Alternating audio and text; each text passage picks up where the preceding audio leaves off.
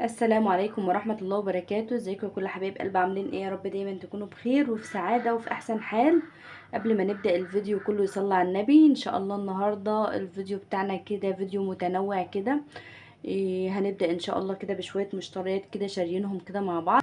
قبل ما نبدأ كده في ان انا اوريلكم المشتريات اللي احنا جبناها، احب ان انا ارحب بكل حبايب قلبي طبعا اللي مشرفيني ومنوريني، وبقول لهم كالعادة وجودكم على راسي من فوق. وبرحب بكل حبايب قلب المشتركين الجداد، وبقول لهم شرفتوني ونورتوني. وطبعا ما تنسونيش بقى باللايك الجميل بتاعكم وكومنت حلو كده من عندكم. طبعا الكومنتات بتاعتكم الجميلة اللي انا طبعا بحب ان انا اقرأها. وبشكر جدا كل حبايب قلبي اللي بينصحوني دايما. يلا بينا كده على بركة الله نسمي ونشوف ان شاء الله احنا جبنا ايه كده مع بعض. اول حاجة كده هنبتدي بيها، جبنا كده الفاصوليا الخضراء. عايزه اقول لكم ان الفاصوليا ديت طازه. طبعا وانت بتجيبي الفاصوليا حاولي ان انت تجيبي المبرومه او مش مبططه يعني. بيبقى في نوع كده مبطط ما بيبقاش حلو طبعا في الاكل زي المبرومه دي طبعا صبحه ما شاء الله. جربتها قبل كده يعني وكانت مسكره وجميله. الكيلو فيها عامل 20 جنيه. انا جبت كيلو طبعا. هفرزه زي ما كنت مفرزاه معاكم قبل كده. جبت كيلو كده من الفاصوليا الخضراء. وكمان جبت كده كيلو وربع كده من الطماطم. دي طماطم جامدة كده، جامدة وحمرا. الكيلو وربع ب10 جنيه. جبت ب10 كيلو وربع زي ما انتوا شايفينه كده. عايزة اقول لكم ان الطماطم ما شاء الله جميل. جبت كمان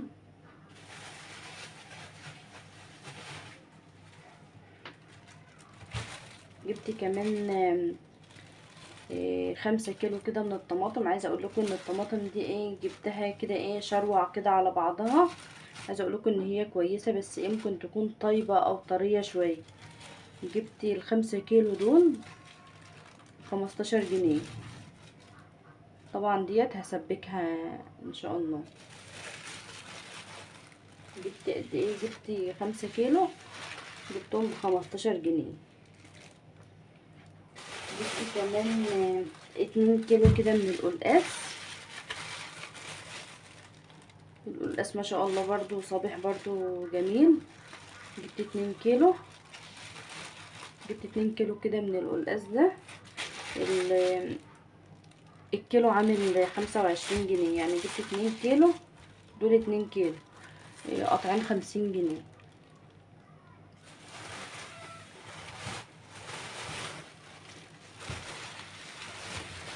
جبت كمان كده كيلو من الموز. كيلو كان عامل 20 جنيه. عايزه اقول لكم يعني ما تخافوش من القشره السمرا دي. عايزه اقول لكم ان هو بيبقى طعمه جميل جدا وبتبقى فوائده اكتر لما بتكون القشره بتاعته بدات ان هي تسمر شويه كده.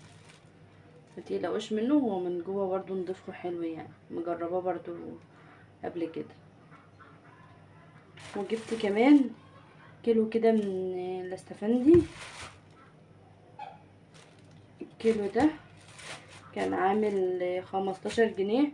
وكيلو الموز عامل 20 جنيه. جبت كيلو كده من الموز وجبت كيلو استفندي من ده. ودي بقى كانت المشتريات بتاعتنا كده بتاعت الخضار. ايه رأيكم بقى في المشتريات بتاعتنا؟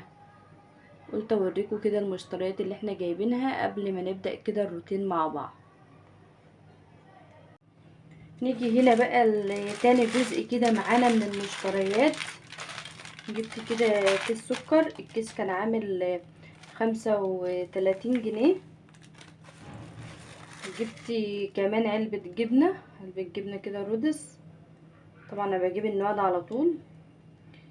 العلبة دي كانت عاملة 42 جنيه. كل مرة بجيبها ب40، المرة دي ب42. جبت كمان طبق اللحمة ده ربع، عامل 65 جنيه. الربع ده عامل 65 جنيه. جبت كمان البيض ده، البيضة كانت عاملة 5 جنيه ونص. جبت 6 بيضات. جبت ب10 جنيه زبيب، مبستغناش عنه برضو. جبت الشعرية دي، جبت ب5 جنيه. دي شعرية سايبة بس كويسة جدا، يعني استخدامها كويس.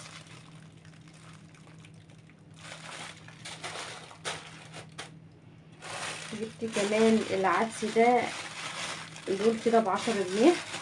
انا عندي بس جايبة تكملة. جبت دول كده ب10 جنيه. جبت المرقة الفورية دي، دول كده ب5 جنيه. 5 جنيه كده مرقة.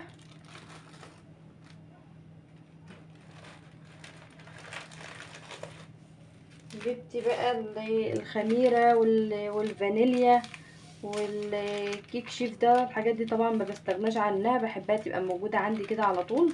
جبت 2 كيك شيف. وجبت كيس كده بتاع خميرة. وجبت 6 أو 7 أكياس كده من الفانيليا. بحب الحاجات ديت يعني تبقى موجودة عندي، ما تخلصش.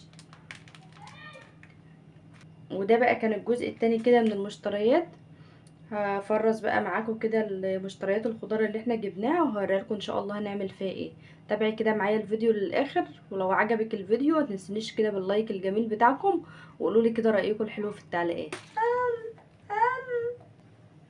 نيجي هنا بقى بعد ما خلصنا كده المشتريات اللي احنا جايبينها، فرزها معاكم بالشكل اللي انتوا شايفينه ده. ده طبعا كان كيلو الفاصوليا جايبينه ب20 جنيه. طبعا قطعته وغسلته كويس، وبعدين حطيته بقى حطيت ميه بتغلي كده، وبعدين سقطت الفاصوليا بتاعتي فيها. قعدت كده لمدة 2 أو 3 دقايق، وبعدين طلعتها من الميه، وحطيت شوية من مية السليق او السلق في قلب مع الفاصوليا. ليه بقى بحط شوية مية؟ عشان طبعا فوائد الفاصوليا بتنزل في في مية السلق اللي احنا سلقنا فيها. فحطيت جزء كده من المية وبطلعها. عايزه اقول لكم ان انا مجرباها قبل كده بدل المره كام مره، ما شاء الله كانت جميله جدا. جربيها بس بالطريقه بتاعتي دي، وان شاء الله هتعتمديها على طول. الكيلو بتاعي طبعا عشان احنا الاسره بتاعتنا كده صغيره شويه، عملت الكيلو على 3 اكياس. عملتهم بنفس الشكل اللي انتوا شايفينه ده. عملت 3 اكياس، طبعا هنحطه في الفريزر بعد ما يبرد خالص. عملت 3 اكياس كده من كيلو الفاصوليا ابو 20 جنيه. ماشي، يعني عملت 3 وجبات ب20 جنيه. نيجي هنا بقى للطماطم بتاعتنا. كمية الطماطم طبعا اللي احنا كنا جايبينها هنا، قلت لكم ان انا جايبه الكمية دي كلها على بعضها كده من غير ميزان، ودفعت فيهم 15 جنيه. شوفوا ما شاء الله، نضفتها وكيستها زي ما انتوا شايفين كده. عايزه اقول لكم ان هي ما طلعش منها اي حاجه خالص. هي كانت كده من الاقفاص طبعا اللي بتتحط على بعضها، فبتكسر الطماطم شويه، او بتخلي الطماطم طريه شويه. عملت منها 6 اكياس. الكيس ما شاء الله في حوالي عن كيلو كده من الطماطم. قلت ان انا افرزها بقى بالشكل ده. طبعا انا كان ممكن ان انا اسويها او ان انا افرمها واكيسها، بس انا حبيت كده. بطلع الكيس بقى متلج زي ما انتوا شايفين كده، بطلعه متلج من الفريزر على طول، بديله غلوة كده على النار، وبعد كده بفرمه، بيبقى جميل جدا.